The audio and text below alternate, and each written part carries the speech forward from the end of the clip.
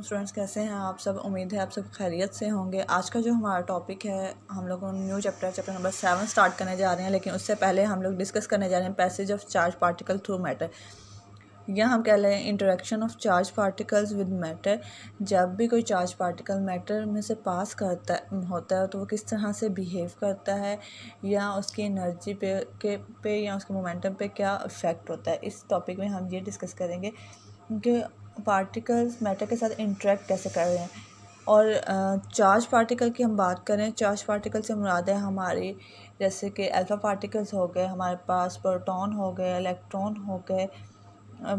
इन particles की हम बात कर रहे हैं कि जब हमारे पास कोई भी चार्ज पार्टिकल, जैसे हमारे पास अल्फ़ा पार्टिकल है, इससे हम किसी गैस में से पास करते हैं या किसी और मैटर में से पास करते हैं, तो उस केस में वो उस जिस चीज़ में से, जिस एरिया में से पास हो रहे हैं, वो उसके साथ किस तरह से इंटरेक्ट करते हैं, उसकी खुद की एनर्जी पे किस तरह से अफेक्ट होता है, वो कितना डिस्टेंस कवर करते हैं। ठीक है, ये सारी चीज़ें हम देखेंगे इस लेक्चर में।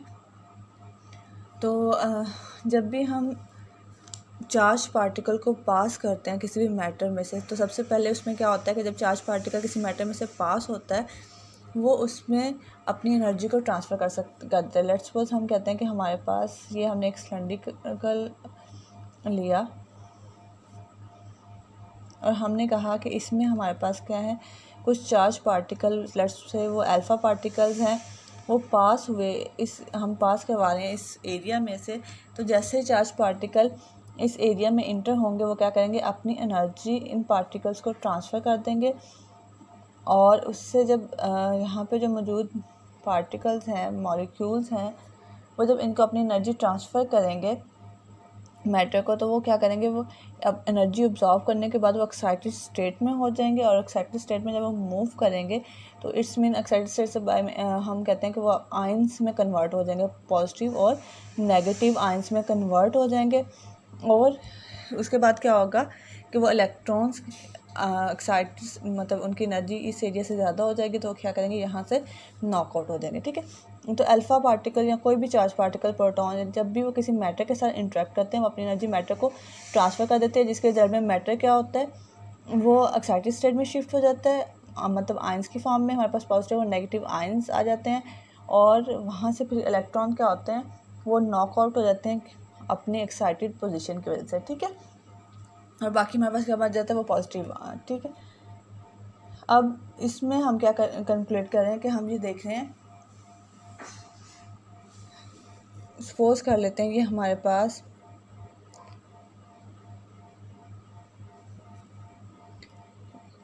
इंसिडेंट पार्टिकल है। ठीक है, और ये इंटरेक्ट कर रहा है, हमारे पास बी पार्टिकल, लेट्स सपोज ये इलेक्ट्रॉन है,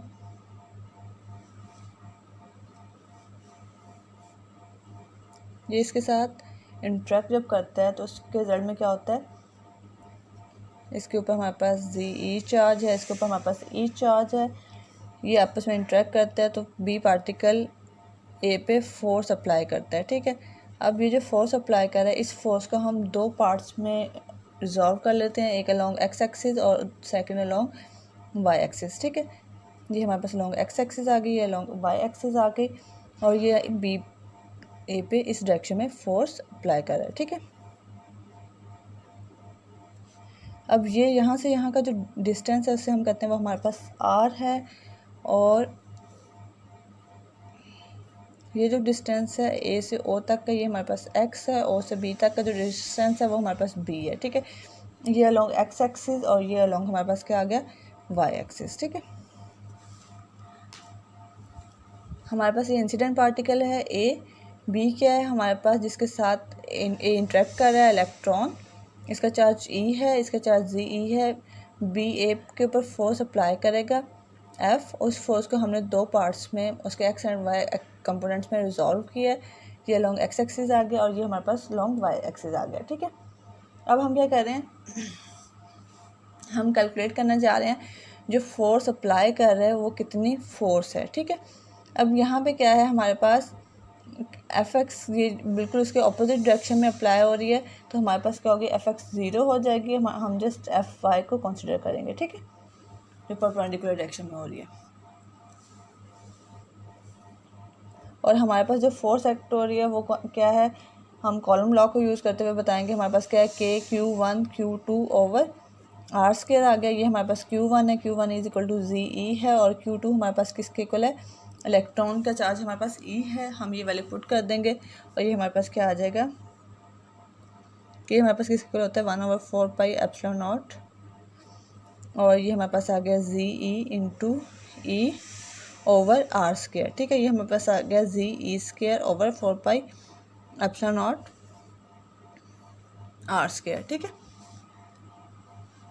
अब हमारे पास जो फोर्स के हम कंपोनेंट की बात करें वो हमारे पास कौन सा है, वो जस्ट वाई कंपोनेंट है, और वो हमारे पास क्या है, एफ एक्स। तो वैसे हमारे पास 0 है, F X plus F Y.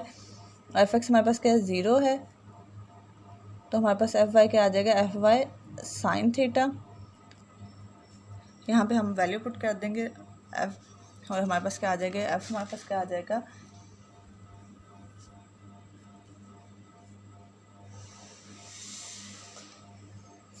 ZE square over 4 pi epsilon not R square sine theta. ठीक है, टू न्यूटन सेकंड लॉ हमारे पास फोर्स किसके इक्वल होती है,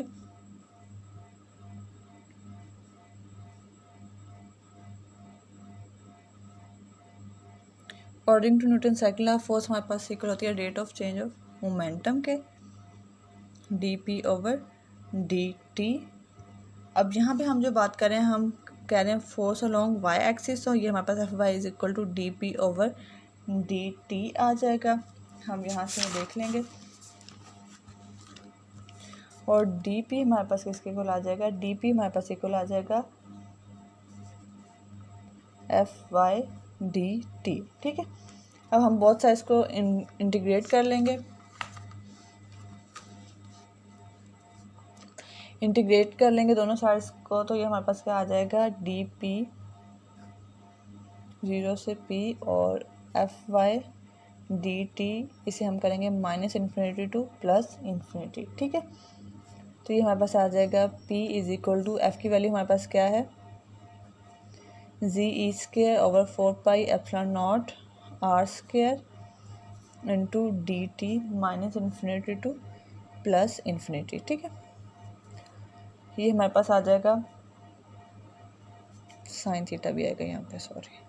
ठीक है, अब हमारे पास हम इसको इंटीग्रेट कर रहे हैं विद रिस्पेक्ट टू t।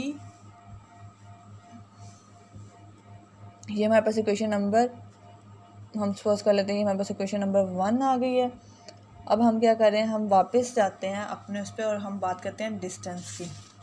हमारे पास जो डिस्टेंस है यहाँ से ए से ओ तक या ओ से ए तक, जो हमारे पास डिस्टेंस है वो हमारे पास क्या है, x है, और जो डिस्टेंस कवर किया है वो हमारे पास x है, और हम इसको डिस्टेंस हमारे पास इसके इक्वल होता है स्पीड क्रॉस टाइम के। ये हमारे पास आ जाएगा माइनस वी टी। माइनस का साइन क्यों है, माइनस का साइन ये शो कर रहा है कि जैसे जैसे पार्टिकल कोई भी जो चार्ज पार्टिकल है जो हम इंटर करवाया मैटर में, जैसे जैसे वो मैटर के अंदर मूव करेगा उसका जो डिस्टेंस है, उसकी जो स्पीड है वो डिक्रीज़ होगी। ठीक है, जब हम उसे बिल्कुल स्टार्ट में इंटर करवाएंगे उसकी एनर्जी क्या होगी, बहुत ज़्यादा होगी। जब वो पार्टिकल्स के साथ इंटरेक्ट करेगा, अपनी एनर्जी ट्रांसफ़र करेगा, तो उसकी एनर्जी डिक्रीज़ होना शुरू हो जाएगी, और एनर्जी डिक्रीज़ होने के साथ साथ उसकी स्पीड क्या होगी, वो भी कम हो जाएगी।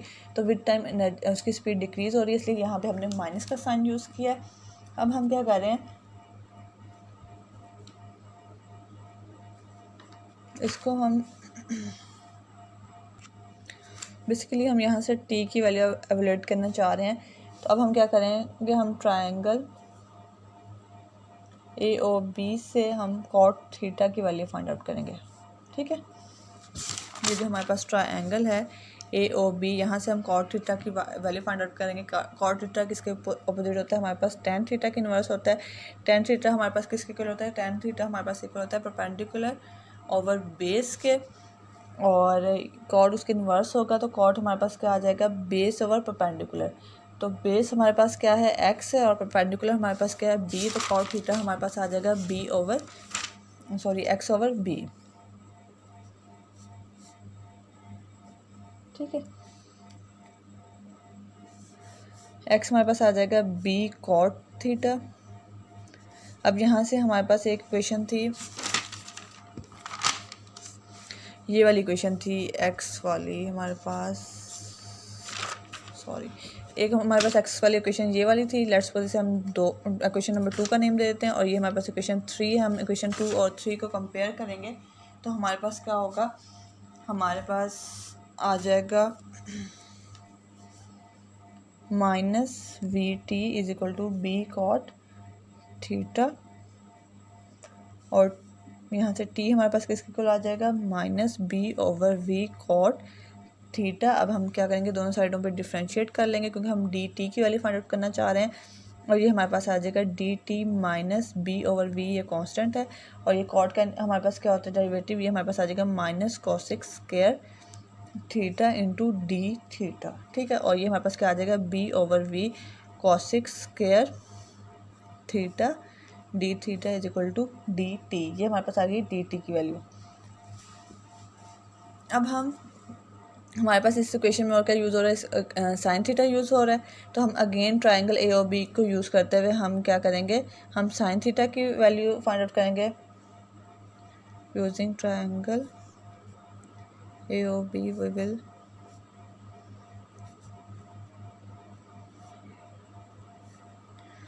Value of sine theta.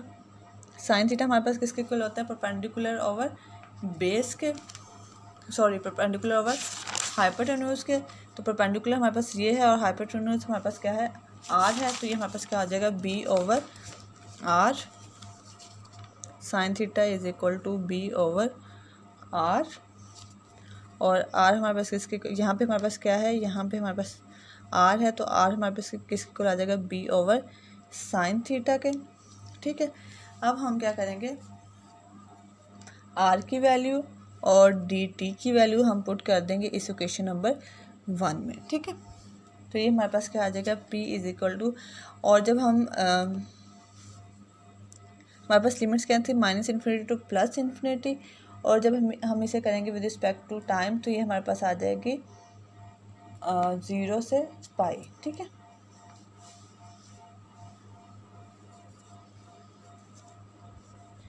P is equal to minus infinity to positive infinity था, तो ये हमारे पास आ गई 0 से pi G E square over 4 pi epsilon not, R की जगह हमारे पास क्या आया, बी ओवर साइन थीटा का स्क्वायर, और हमारे पास साइन थीटा की जगह क्या आ गया, B over V, sorry sine theta हमारे पास एज इट इज़ आएगा, डी टी की जगह हमारे पास क्या आ गया, B over V cosec square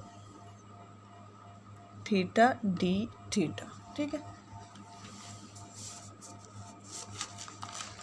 अब नेक्स्ट हमारे पास क्या होगा, इसमें जो हमारे पास कांस्टेंट वैल्यूज़ हैं उनको हम सेपरेट कर लेंगे, G E square over 4 pi epsilon naught, ये हमारे पास आ जाएगा इंटीग्रेशन के बाहर 0 से पाई, और ये हमारे पास आ जाएगा sine theta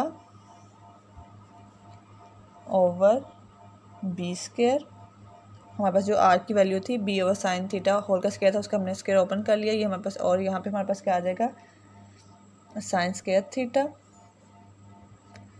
B over V cosec square है, कॉसिक स्क्वायर हमारे पास किसके इक्वल होता है, वो हमारे पास इक्वल होता है 1 over sign square theta into D theta, ठीक है। तो ये साइन स्क्वायर थीटा इसके साथ कैंसिल आउट हो जाएगा, बी इस बी के साथ कैंसिल आउट हो जाएगा, और हमारे पास क्या आएगा, G E square over 4 pi epsilon naught 0 से पाई लिमिट उसकी, और बाकी हमारे पास क्या बचेगा, साइन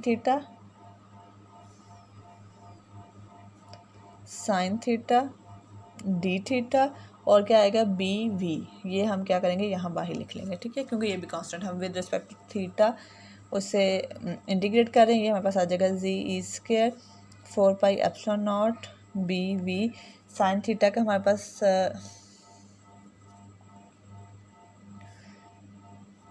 इंटीग्रेशन क्या होती है साइन थीटा की, हमारे पास होती है माइनस कॉस थीटा 0 टू पाई, इसमें हम लिमिट्स पुट कर देंगे, ये हमारे पास क्या आ जाएगा, G E square over 4 pi epsilon naught B V cos pi minus cos 0, ठीक है। ये हमारे पास इसकी कुल आ जाएगा।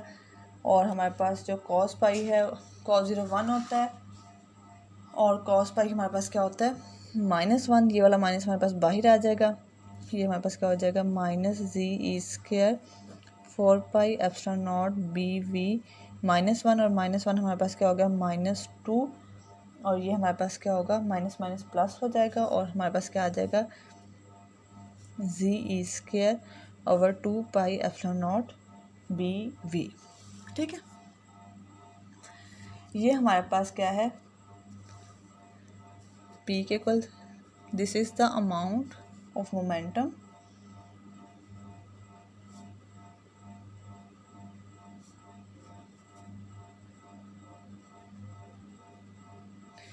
that incident particle